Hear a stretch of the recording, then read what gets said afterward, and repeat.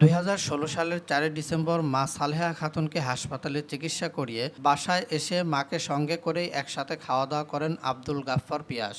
খাওয়া দাওয়া শেষ করেই ভাইকে সহযোগিতা করতে ভাইয়ের দোকানে বসেন। দুপুরে 2:30টার দিকে কয়েকজন লোক সাদা পোশাকে এসে তার মোবাইল কেড়ে নেন এবং বাহিরে আসতে বলেন। বাহিরে আসার সঙ্গে সঙ্গে সাদা মাইক্রোবাসে জোর করে উঠিয়ে নিয়ে যান। এরপর থেকেই নিখোঁজ আব্দুল গাফফার পিয়াস। 8 বছর ধরে গুমের শিকার আব্দুল গাফফার পিয়াসকে ফেরত চেয়ে সোমবার দুপুরে পাবনা প্রেস ক্লাব মিলনায়তনে সংবাদ সম্মেলন করেছেন পরিবারের সদস্যরা। গুমের শিকার আব্দুল গাফফার পিয়াস পাবনা শহরের লাইব্রেরি বাজারের মৃত হারুনুর রশিদের ছেলে। পরিবারের সদস্যরা বলেন, সেদিন আমরা থানায় জিডি করতে গিয়েছিলাম, কিন্তু থানা পুলিশ আমাদের জিডি নেয়নি। তবে তার পড়াশোনা, চলাফেরা, ধর্মকর্ম নিয়ে পুলিশ আমাদের নানান সময় জিজ্ঞাসাবাদ করেছেন। পিয়াস মাদ্রাসা থেকে পাশ করে পাবনা পলিটেকনিক ইনস্টিটিউট থেকে 2014 সালে ডিপ্লোমা ইঞ্জিনিয়ারিং শেষ করে বিএসসি ভর্তি হওয়ার জন্য চেষ্টা করছিল। সে খুব ধার্মিক ছিল, কিন্তু কোনো রাজনীতির সঙ্গে জড়িত ছিল না। সে যত অপরাধী হোক না কেন, প্রচলিত আইনে তার বিচার হোক, কিন্তু আমরা তার খোঁজ চাই। সংবাদ সম্মেলনে মা সালেহা খাতুন, ভাই আব্দুল হালিম, আব্দুল হামিদ, ভাবি সুমাইয়া মিম, শম্পা খাতুন ও সুরাইয়া খাতুন সহ পরিবারের অন্যান্য সদস্যরা উপস্থিত ছিলেন।